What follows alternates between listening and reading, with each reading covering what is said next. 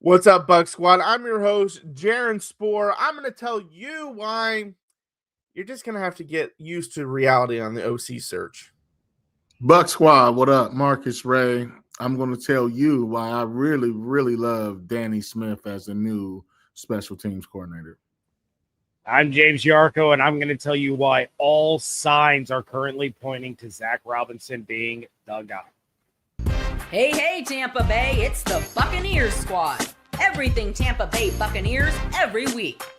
Breaking down all the big hits and game-changing plays from the heart of the Sunshine State, the way only the Locked On Podcast Network can. With a touch of the Buccaneer way, the Buccaneer Squad Show starts now. What's up, Bucs Squad? Like I said, I'm your host, Jaron. We're going to talk about the offensive coordinator search as two offensive coordinator candidates got their second interview. Another one got his first interview earlier today. So we'll talk about that. Also, Todd Bowles' future replacement. Is he already on the market? We'll talk about that. And then as Marcus alluded to, we're going to talk about the new special teams coach. Obviously, special teams was a major issue for the Tampa Bay Buccaneers this year. Did they solve their problems? We'll talk about that before diving into the look at the conference championship games this weekend. But first, let's start with the OC. I call it finalists because it kind of just feels like that's who it is. It's going to be one of these three in terms of Zach Robinson got his second interview today. Brian Callahan is expected to get his second. Pitcher got his first.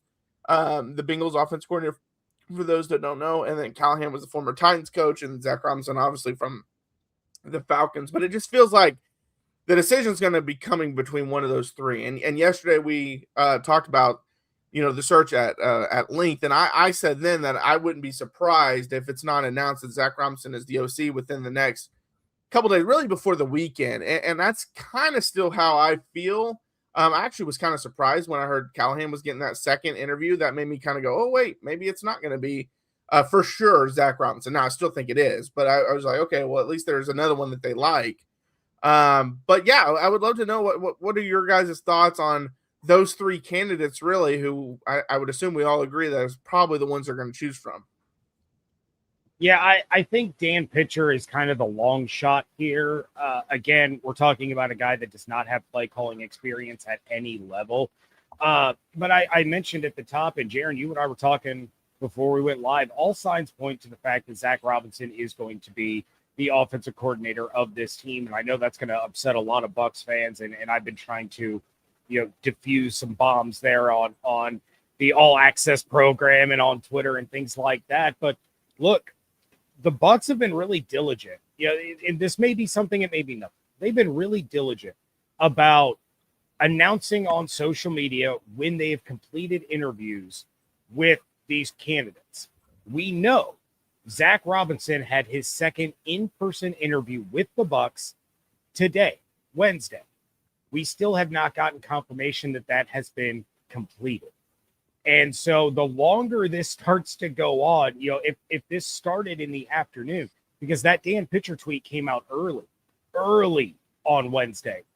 If this started in the early afternoon and it spilled over into a dinner and then it spilled further into the evening, that tells me that Zach Robinson they're probably finalizing some stuff and getting it all worked out. And look, and I already see the comments on YouTube. Look, and Marcus, I'll hand it off to you here in just a second. Zach Robinson did not do a bad job in Atlanta. You take a look at I have his 2024 rankings up right in front of me. 6th in total offense, 5th in passing offense, 10th in rushing offense. That is not that far off from where the Bucs were. Mind you, he was dealing with Kirk Cousins coming off of a ruptured Achilles and then switching to a rookie quarterback because Cousins was not performing well. Then in 2025, you start with that second-year quarterback, and he goes down for the year, and you have to switch back to Cousins. You have Drake London in and out of the lineup, and you have no legit threats beyond him among your wide receiver corps.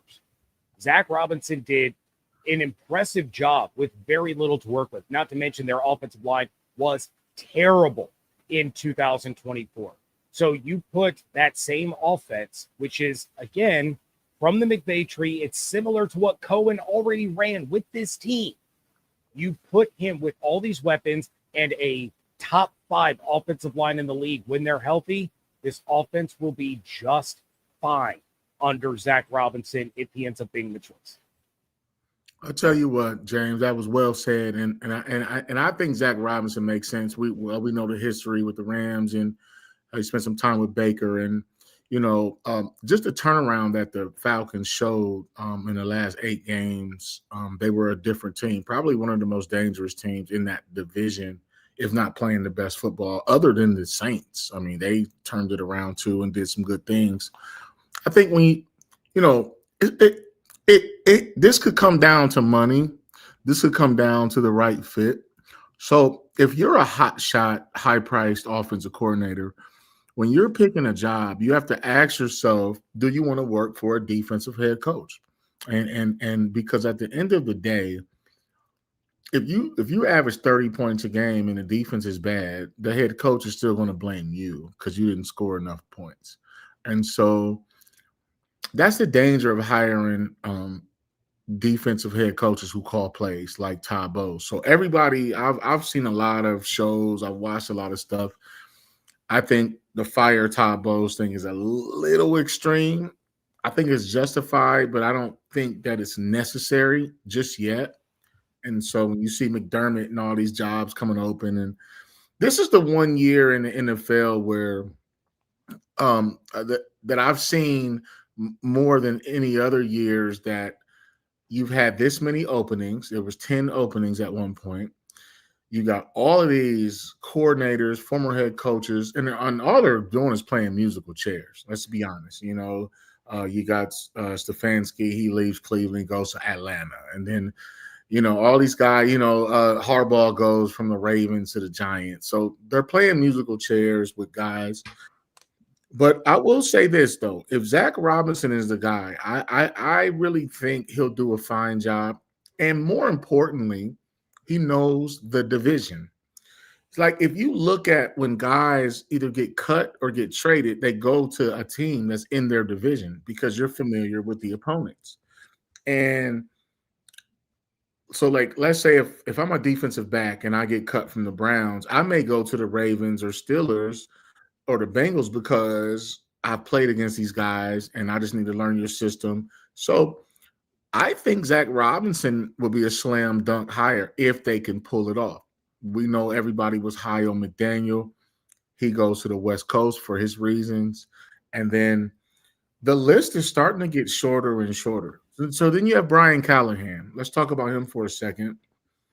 Callahan spent a lot of time with the Bengals. That's his really only stop before he even got a head job, if I'm speaking correctly.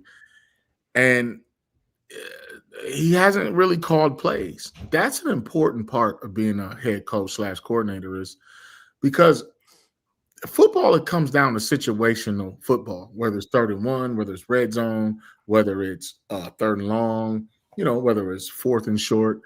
Football comes down to situations. And so if you haven't had a guy that actually called plays in high pressure situations, you don't know what he'll do until he does it. Callahan's offenses, though, where everywhere he's been for the most part, let's just talk Tennessee, they've stunk it up. 16 points a game, not a lot of talent, no creativity. They tried to run the ball late in this last season and beat a couple of teams. And I don't really know if Callahan is the guy, second interview or not. But the fact that he has head coach experience, that's the one thing that attracts GMs and other head coaches, is they want guys who've ran a program before, not necessarily just called plays. And I will say this, I am not the biggest Zach Robinson fan. I've said that. But on the flip side, I have to be honest about this. For one, his history with Baker, that stint with the Rams, is obviously a plus. And he was, again, the other half of the Liam Cohen deal with him.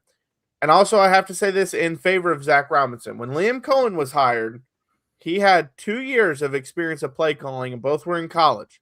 And at Kentucky, he was number 47th in total offense in 2021, then came to the Rams, then went back to Kentucky, and they were 100th in total offense. And then he was hired to be the offensive coordinator of the Bucs. There were way more question marks about Liam Cohen when he was hired by the Bucs than there are with Zach Robinson. Now, does that mean that Zach Robinson's going to have as much success as Liam Cohen? No, that doesn't. I'm just saying, if you have question marks about a guy, as James mentioned, that finished top 6 in the NFL in total offense, did you have those same question marks when Liam Cohen came in ranked 100th in total offense in college? Because I know I wasn't the biggest Liam Cohen fan when they hired him because of that same reason. And Liam Cohen ended up being a star that year, and now we know he is definitely a star with what he's doing with the Jaguars. So you never know, and you also never know what restraints does a head coach put on a coordinator. My expertise is more in the college realm because I covered that for Athlon Sports. Clemson is a great example because they hired Garrett Riley away from TCU. And if you watch Garrett Riley call plays at TCU and watch him call plays at Clemson, it doesn't look like the same offense. And it's because Dabo Swinney does have particular things that he likes to do and particular things he wants from an offensive coordinator.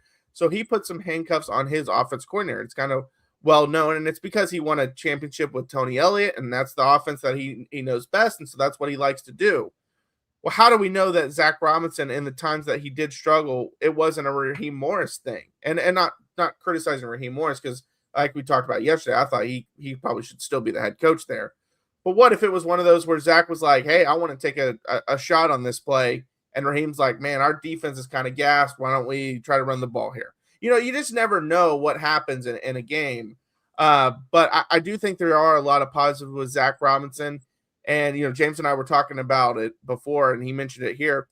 Since they haven't announced that interview is over, it wouldn't surprise me if this news didn't pop in the next 24 to 48 hours. Yeah, I mean, for all we know, it's going to pop while we're doing this show, and we're going to have live reaction to naming an offensive coordinator. I did see one YouTube comment that I want to address because I did actually bring this up on my Tuesday episode of the regular Locked On Bucs show. Mike Kafka, I think, is kind of the dark horse candidate here, and he's not getting talked about a lot. If we don't hear that Robinson is being hired within the next 24 hours, I will not be surprised at all if Kafka is the guy, or is a guy that ends up getting an additional interview. And look, he has had success with New York. They haven't had a lot to work with there. Had a great year with Daniel Jones and Saquon Barkley. That got Jones a big extension. Then injuries kind of derailed the next season. Then you go out there with Jackson Dart and Cam Scatterbo. But then you lose Scatterbo. You lose Malik Neighbors. You still end up top 5 in rush yards per game. You were middle of the league in points per game. You were top 10 in first downs, and you were doing it with Darius Slayton and Tyrone Tracy and Isaiah Hodgins. So I do think Kafka gets overlooked a little bit just because of how discombobulated the Giants became late in the season. He was the interim head coach, but I do think that is a name that we shouldn't forget. Unless we hear that the Bucs have hired Robinson and are moving on. So if we get that notification that the second interview has been completed, they're moving forward with Callahan's in-person interview on Thursday, don't be surprised if we hear about Kafka. Yeah, and I think Kafka is a guy that you really have to consider. Dark horse is a good term. There's a lot of names ahead of him. The thing I like about Kafka is that he played the game, played the position. Obviously, he went to Northwestern. He spent some time in the NFL, most of his time on the practice squad. He actually played at Tampa in 2014. And then he spent some time, 5 seasons with the Chiefs. And then obviously, and when he was there, he was quality control. He was a quarterback coach. Then he was pass game coordinator. Pass game coordinator, quarterbacks coach. So he has a history with quarterbacks. And I really think Baker needs a guy that actually, believe it or not, played the game, that was in the fire, that spent some time with Mahomes, that was with Andy Reid. And then I think he's a guy that, if you really consider him, obviously he was the interim head coach with the Giants, and he was an offensive coordinator for a couple seasons. So I think that's a name that might be the best fit. That's just not at the top of everybody's list. Yeah, no, I agree. And I keep over here refreshing Twitter just to see if anything happens, whether it's news that someone's hired or that they've completed the interview. But yeah, I think we're gonna know before the weekend's over, and maybe within the next 24 to 48 hours. And Kafka is a guy, Marcus, you just talked about, and you talked about him even yesterday as kind of a dark horse as well. And I think that is someone that they should definitely look at if Robinson is not the one that they end up hiring. I did just read an article also about Robinson and kind of made a good point. Said he won't have to do much to impress Todd Bowles because Todd Bowles can just go watch the film from the last couple of years. And that's, I will say, he can watch that about a lot of offensive coordinators against his defense. Yeah, there's nothing wrong with hiring a guy that dialed you up the last few times. I mean, there's nothing wrong. Yeah, maybe he can help figure out how he was dialing up Todd Bowles. You sit down and you tell me, how do I prevent this from happening again? What did you see that I'm not seeing? That there is a collaborative effort there, and it might work in the Bucs' favor. Well, it's funny y'all say that because I've always thought, why don't former coordinators, now head coach, hire the offenses or the defenses that they struggled with the most? Because it would help not only them, but it might even hurt other teams. I remember, obviously, grew up in Oklahoma, was an Oklahoma or has been an Oklahoma fan, and went to the University of Oklahoma. Bob Stoops hired Mike Leach when he took the job at Oklahoma in '99, and he said it was because I could not stop Kentucky when I was at Florida, and that was Mike Leach's offense. And obviously, he wins a national championship. Leach leaves, but they run the same offense with Mangino, and he wins a national championship running that offense. And so I've always wondered why teams don't do that more often. But all right, coming up next is Todd Bowles' potential replacement now on the market. We'll talk about that coming up next. Well, if you've ever hired someone who looked great on paper but wasn't the right fit, you know how important that is. When you want candidates who truly match what you're looking for, trust Indeed sponsored jobs. Hiring, Indeed is all you need. Stop struggling to get your job post seen on other sites. Indeed sponsored jobs put your post at the top of the page and help you reach the right candidates faster. If I need to hire someone for this show, I'd go straight to Indeed and be very specific about what I need. Real experience, not just a resume buzzword. Instead of struggling to get your job post seen, Indeed sponsored jobs helps you listings stand out and reach quality candidates faster. Sponsored jobs boost your post to the people who are the best match for your role, and that makes a real difference. Spend more time interviewing candidates who check all your boxes with less stress, less time, and more results using Indeed sponsored jobs. Listeners of this show get a $75 sponsored job credit to help give your job the premium placement it deserves at Indeed.com/LockedOnNFL. Just go to Indeed.com/LockedOnNFL right now and support this show by saying you heard about Indeed on this podcast. Terms apply and conditions apply. Hiring, do it the right way with Indeed. And what if sports were traded like markets? Now you can put your sports IQ to work in real time with Robinhood prediction markets. It's not you against the house. It's you participating in a live market. You can buy or sell your positions live all game long. Use your sports knowledge in the moments that matter. Robinhood prediction markets changes the game. It's people moving the action. So when momentum shifts, you can move with it. I always knew the game, but never had a dynamic way to apply that knowledge. Now I can actually take part live in a market powered by people. You're no longer just a spectator, play-by-play. You decide. Trade every play with Robinhood, now available across the U.S. Download the Robinhood app now to begin. Futures and cleared swaps trading involves significant risk. It is not appropriate for everyone. Event contracts are offered by Robinhood Derivatives, LLC, a registered futures commission merchant and swap firm. All right, we're back here with another episode of the Bucs Squad Show. Just a reminder, this doesn't take away anything from what James does. He does an excellent job Monday through Friday. There's just extra content that we put out twice a week. Typically, will be Monday, Wednesday. Obviously, this week was a little change with Tuesday, Wednesday, but it will be at 9 p.m. Eastern time on Monday and Wednesdays moving forward unless we have to tweak anything. But I will say, last thing on the OC thing, it could be worse. Tommy Rees could be your offensive coordinator. Like the Atlanta Falcons, right? I just don't get that. I don't understand that hire at all. But, hey, That's their he's problem. just running Stefanski's offense. True. I mean, yeah. he's a figurehead. He's not going to really do anything. So I thought it was a bad hire when Alabama hired him originally, and I think Nick Saban has doubled down on that since then. But as far as possible Todd Bowles replacements, we've talked about several candidates possibly out there. Mike Tomlin, if he does take the year off, which it looks like he's going to do, would obviously be a candidate. Sean McDermott was someone, as soon as I saw he got let go from the Bills, I saw a lot of Bucs fans tweeting like, hey, we should go after McDermott. And again, similar to the Tomlin thing, it's not going to happen this year. You have Bowles this year. I know a lot of people say, oh, go get him now. Let go of Bowles. And no, you're not doing that now. They've obviously committed to this season with Bowles, but Sean McDermott was someone they brought up for possibly next season. And, you know, he obviously had a great tenure with the Bills, 9 seasons.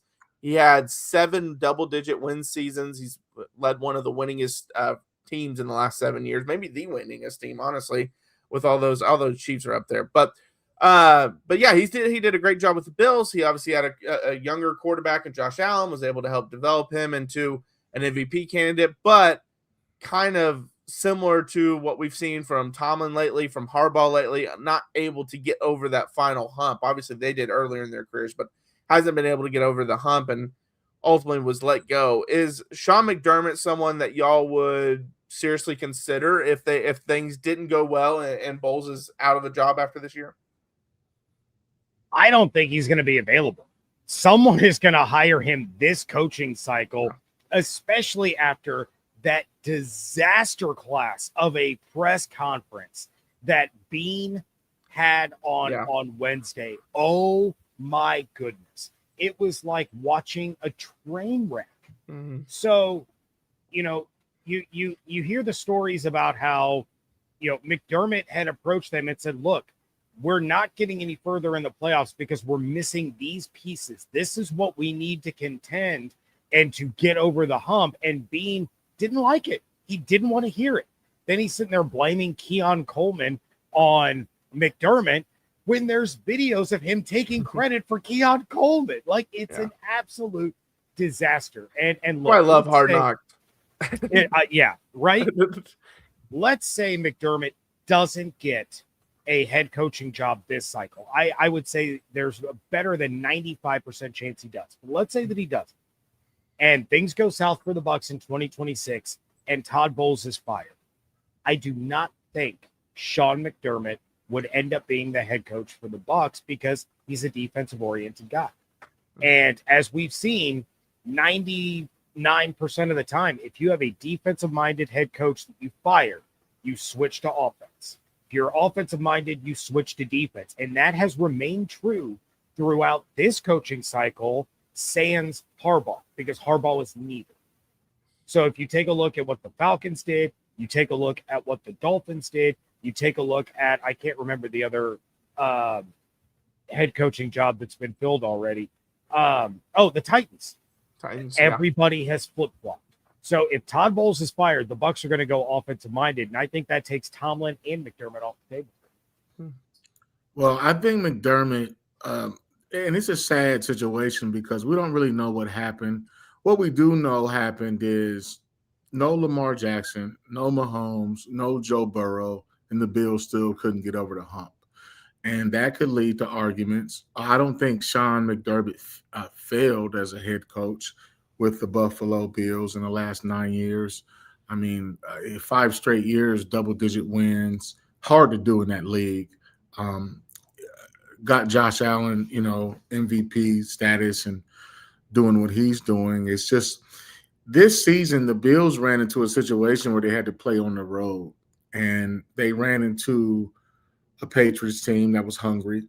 Vrabel's one of the best coaches that's going to be around for a long time. He's a young dude. Vrabel's 2 years older than me, so he's probably 52, 53. He has a way of inspiring his players. And I just think it just wasn't Buffalo's year. And I really think that McDermott, like you said, James, I think he's going to get one of the 5 or 6 vacancies that's still out there. Like, you almost have to hire a guy like him. The thing with hiring defensive coaches, though, is that they have to hire good offensive-minded people to clean up their mess. And that's what Liam Cohen did. That's what Canales did in the last couple of years. Even when Bowles wasn't the best, he's been calling the defense since 2019. Let's not get it twisted. So the problem with Bowles is that he's been calling the defense so long, people have figured him out. And there's only so many things you can do defensively from a scheme standpoint. You have cover 1, 2, 3, 0. Then you have a zone blitz here. Then you got an exotic blitz there. He showed his hand. So everybody, I think when you look at the Falcons and people that have dialed him up, he can't come up with anything new because they know what he's going to do. And he's been around so long, they've seen it before. People share film all the time. But I think as far as McDermott, I think he's going to land another head job. He's going to do a fine job. And then he'll hire one of the coordinators that we've been talking about that the Bucs don't hire. And I just think that it's a shame. I just think Buffalo's cursed. I mean, I can go back to my 4 years of high school when they went to the Super Bowl 4 years in a row and lost. The Bills are never going to win the Super Bowl. I don't care about no Bills Mafia. I don't care about no Josh Allen. I don't care about McDermott. I don't care about Jim Kelly. They're not going to win because they're cursed. I don't know if it's too much snow up there. I don't know. They got a new stadium. I don't care. The Bills will never win. So they're almost like the Cleveland Browns when they had Bernie Kosar. Bernie Kosar and the Cleveland Browns should have beat the Denver Broncos 2 years in a row. I watched it. I was in the 5th grade, 6th grade. And I'm like, that's the mistake by the lake. It's just not going to happen at certain places. I don't care who you hire and who your quarterback is. But I do respect what Sean has done in Buffalo. He will be another head coach. And I do think Mike Tomlin will be recycled in a year or two. He'll test out TV just to see if he likes it, take a break, see what's out there. But the problem everybody has though, Jaron, is that this is the cycle. And there's too many young, good coaches. You talk about Mike McDaniel. He didn't have success in Miami, but everybody loves him. They want him to get another shot. Problem is he's going to have to be a coordinator for 1 year. I think Mike McDaniel's the next head coach of the Tampa Bay Bucs if Todd Bowles gets fired. And I'll tell you this. The thing that I don't want, this is what everybody wants. Everybody wants the Bucs to hire some OC to come in and run it up on everybody. They want the Bucs to average 32 and give up 35 so that Todd Bowles gets fired, and then you hire the OC as the head coach, and then now he has to go hire a defensive coach, and then he'll get fired because he can't stop anybody. So you kind of got to watch what you wish for, but I just think Sean McDermott got a raw deal. I think there was a conversation that was unfavorable behind the scenes, and they decided to go both ways. They decided to part ways because a guy that successful with a 9-year tenure at one spot with that many wins and to do what he's done, he's proven that he's legit, is just not at that place anymore. Yeah, I do not believe at all what the owner said in terms of that they made the decision after the Broncos game.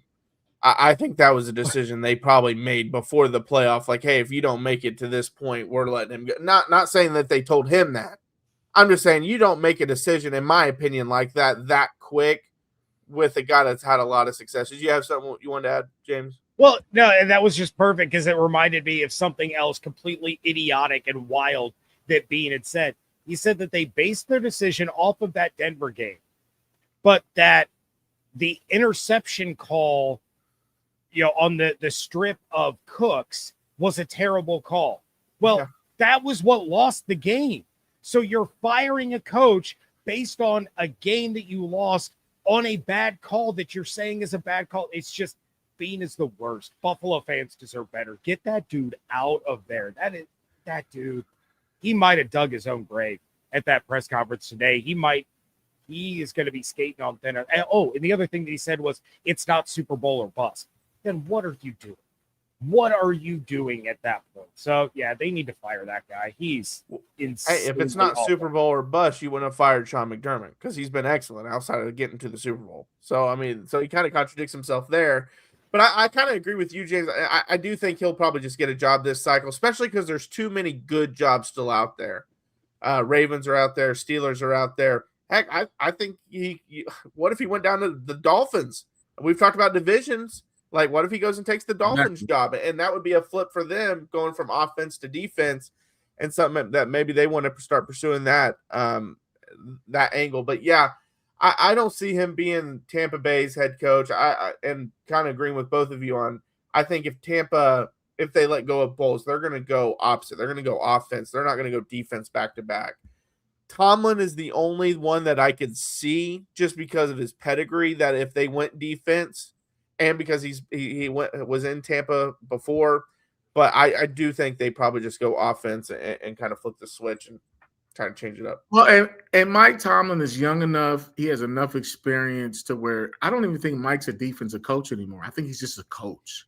Yeah, CEO type thing. Yeah, he's definitely a CEO. And, you know, and when we get to our next segment, you know, obviously his special teams coordinator is exactly who the Bucs went with. But at the same time, Mike is a guy that relates to players. He's cool, he's calm, he's collective, he's good looking. He's got all this stuff going on, and he's managed a Big Ben. He's coached guys like Antonio Brown. He's had running backs. He's had receivers.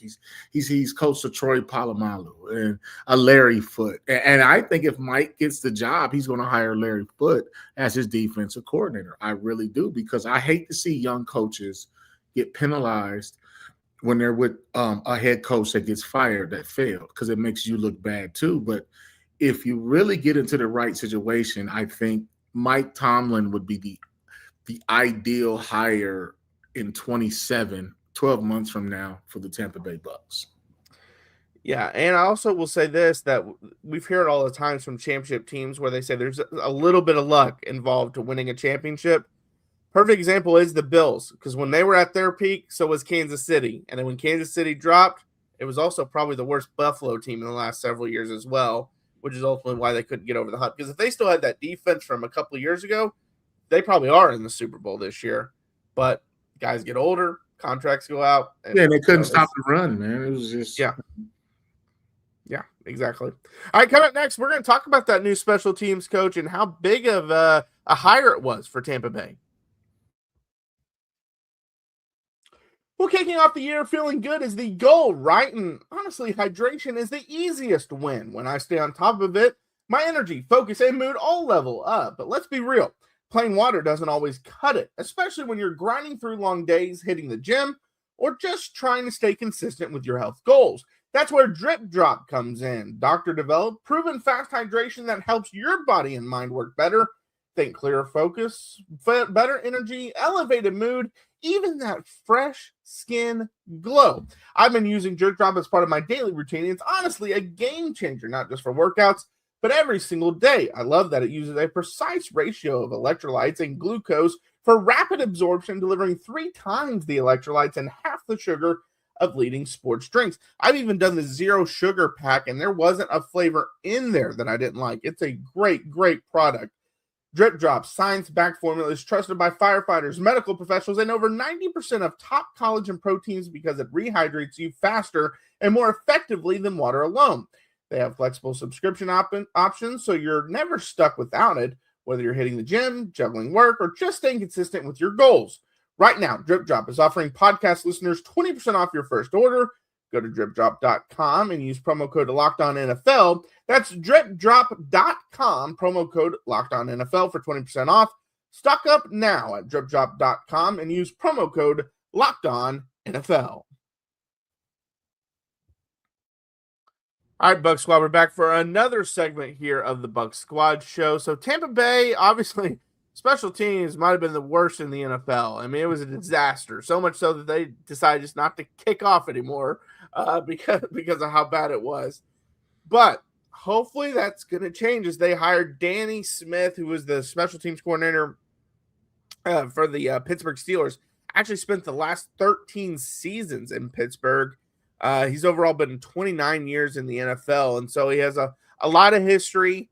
Steelers were always a really pretty good special teams unit, and so you hope, and I do feel like special teams is something that you can just turn around overnight. Sometimes you can't offensively, defensively. Special teams, I feel like, is something that you can correct because it's a lot of, and correct me if I'm wrong here, Marcus, but I feel like it's a lot of just more assignment stuff, like, on kickoff return and stuff like that. And we talked about it many times. We felt like a lot of times Tampa was getting out of gaps and things like that, and that's how they would gap them. And so special teams, I feel like, is one of the units you really can turn around in one season. Well, special teams at all levels, high school, college, pro, it's really an effort situation. I mean, it's a situation where it's a 1-2 thing, and you have one assignment. You may only play 6 to 8 special teams plays a game for certain people, so you have punt return, kickoff return. You have field goal block. That's what special teams are. So, for me, the Bucs special team situation was a disaster. The defense started on a lot of short fields. You getting kicks blocked, and I'm not even always sure that that's on the coach, because the coach doesn't play.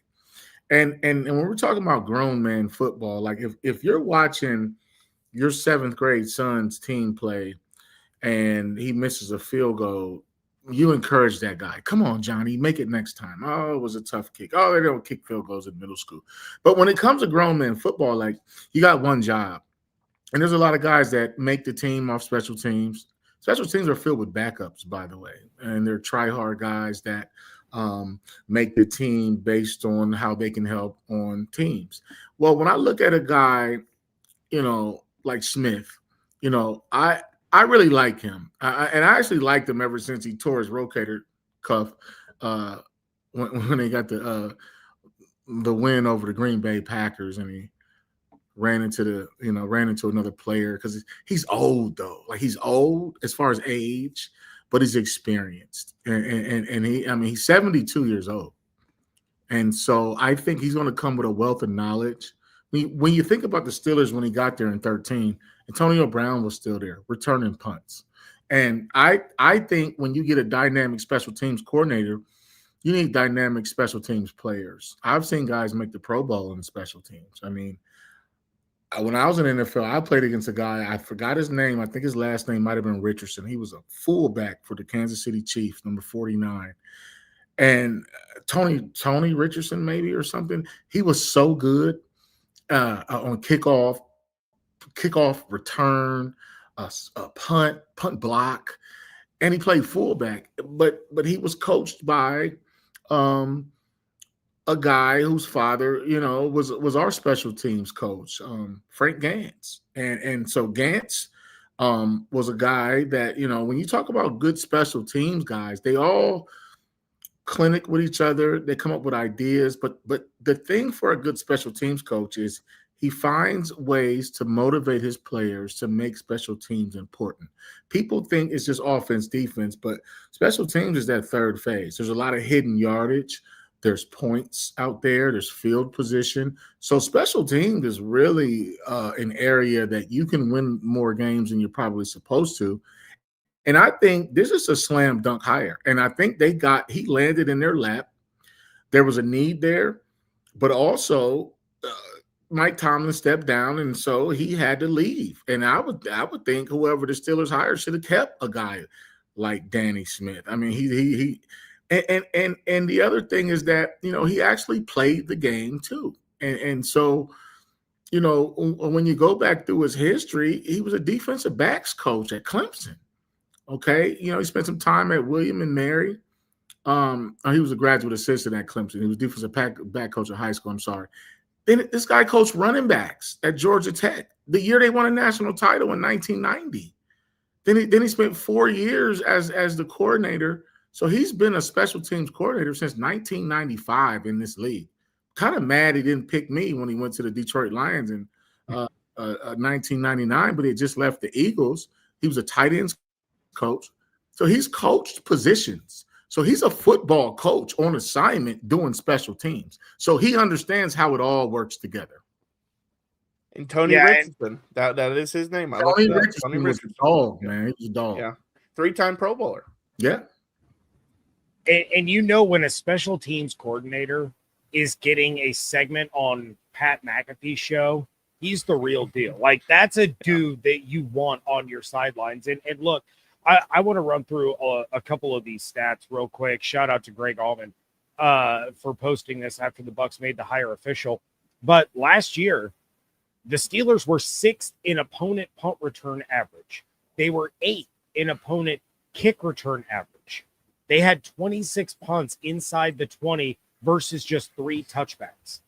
So that right there, even if the return game for the Bucs isn't good, you have now still neutralized the opposing returners, which is not something that you could do at all last year. That is a net win for this team. But, 29 years, Jaron, you mentioned it. He's going to be entering his 30th season as a special teams coordinator, is going to be with the Bucs. His players have totaled 18 return touchdowns over those 29 years. 6 with the Steelers, 6 with the Redskins, 2 with the Bills, 4 with the Eagles. The Bucs haven't had a return touchdown in 15 years. 2010 was the last time that they had done it. And then the last little nugget that I'll throw out there, the Steelers had the most punt blocks in the league since 2013 under Danny Smith. Now, that's the Steelers blocking the punts, not the Steelers getting their punts blocked. I know Bucs fans are going to be quick to confuse those because, McGahee's still fresh in the mind, and you hear, blocked kick, you immediately think it's happening to the Bucs. But no, this guy's the real deal. I just want the Bucs. If anybody from the Bucs is watching, I am willing to take the full-time position to be Coach Smith's gum guy. I will be the guy carrying the pail of double bubble up and down the sideline for him, and just be ready at any given moment. Give me a call. You guys have my number. I was going to ask you, Marcus, so I'm glad you brought it up about, because it's weird to say this because every coach's job is to also motivate and then make sure, you're disciplined. But I feel like that's literally the full job for a special teams coach.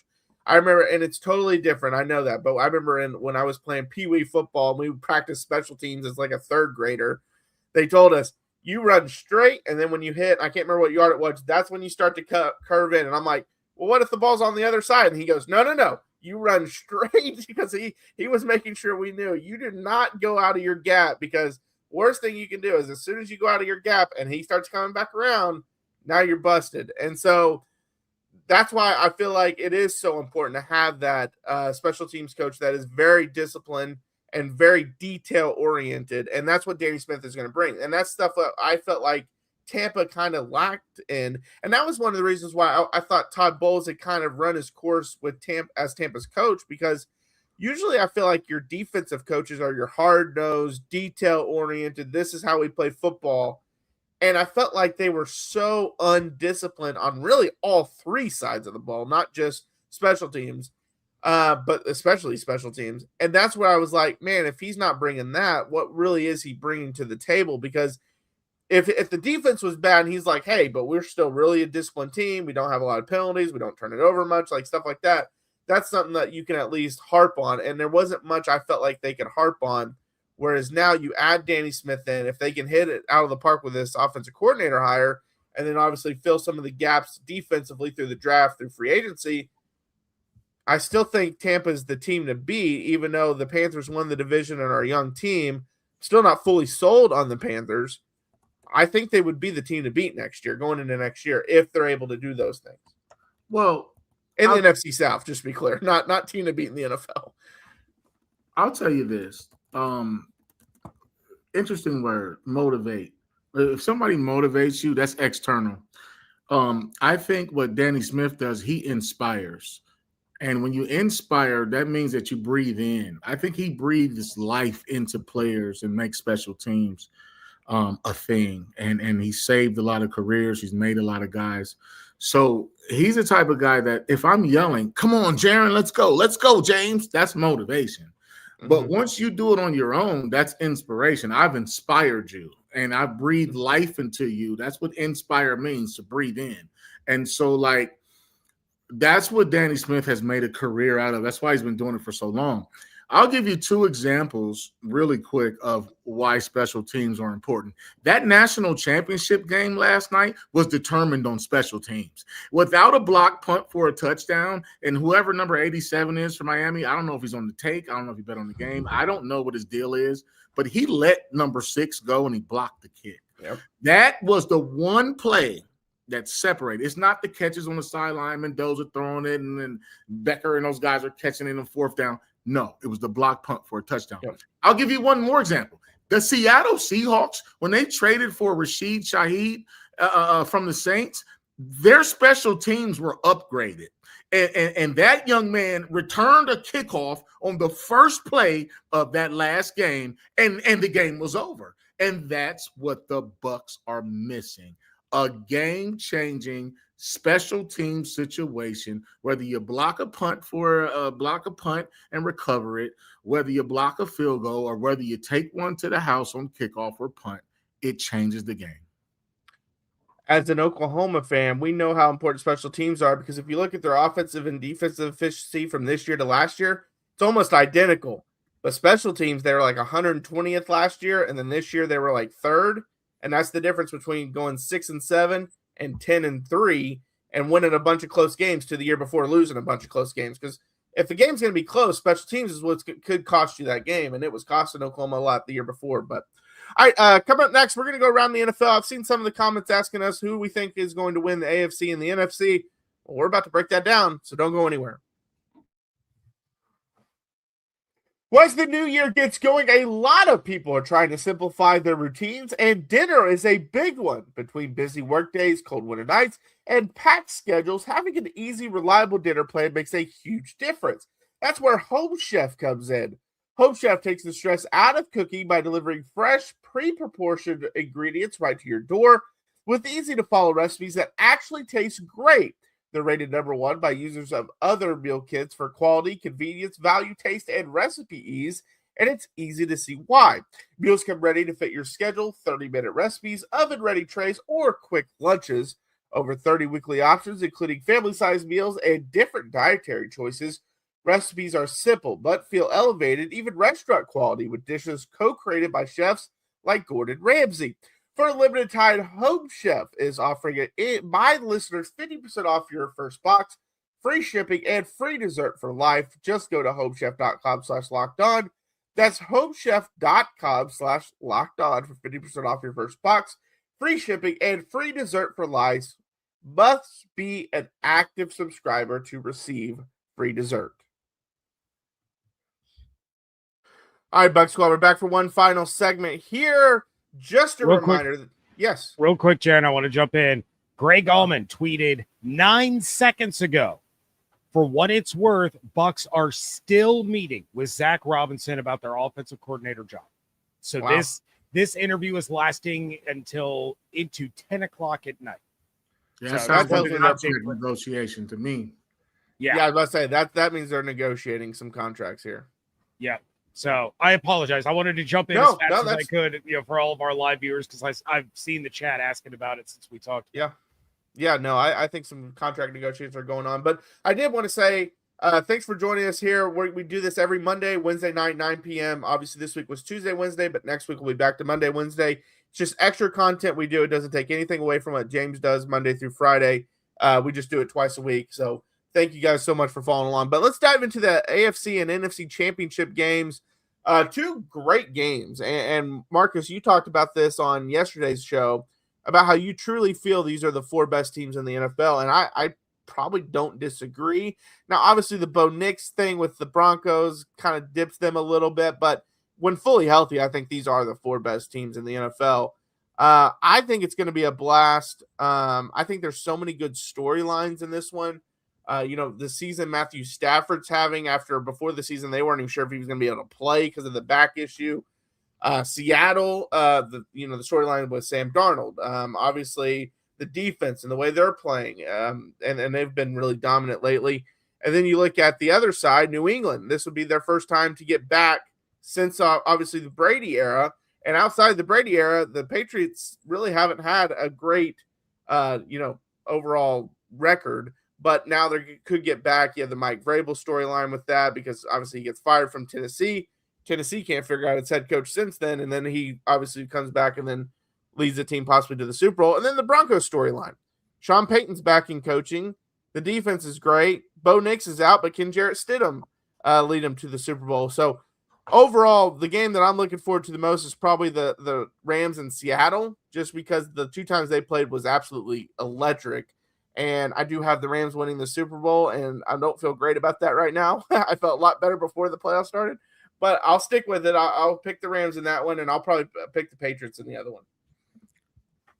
Go ahead, James. Yeah, I am looking forward more to the Seahawks-Rams game because I do feel it's going to be more competitive. Now, that could blow up in my face, and Jared Stidham could go out there and do a full-blown Nick Foles kind of situation and lead that team to a Super Bowl because of how good the defense is and you know how explosive a lot of their offensive playmakers are. It could be flat out like, hey, don't blow it, just manage it. We don't need you to be Peyton Manning or Tom Brady or Drew Brees or Aaron Rodgers. We need you to be, you know, the 2000 Baltimore Ravens Trent Dilfer.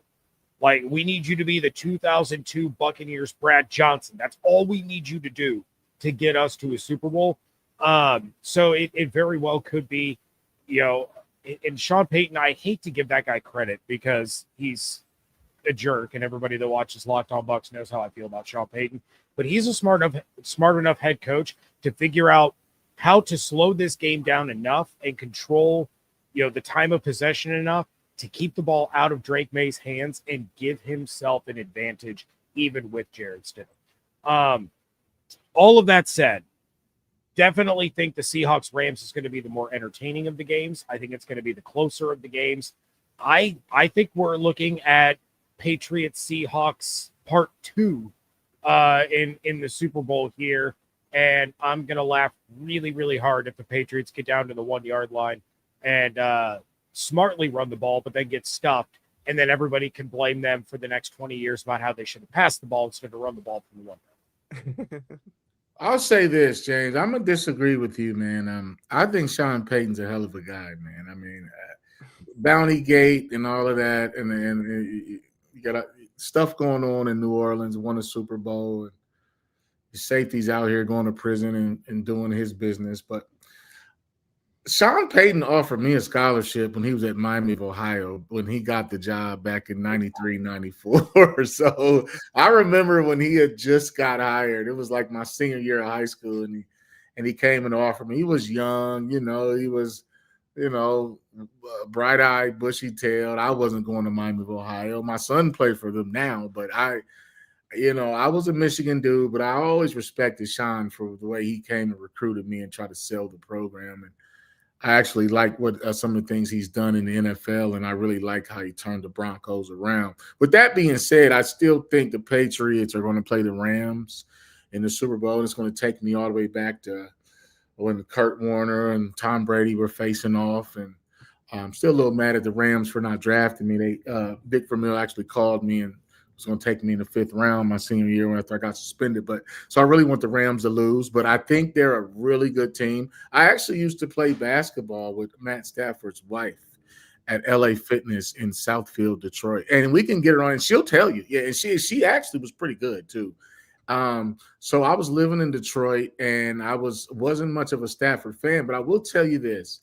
In 2008, I was coaching at Central Michigan, and we had Antonio Brown, and we went down there and played Georgia, and they had the good running back. I forgot his name, and then they had Matthew Stafford.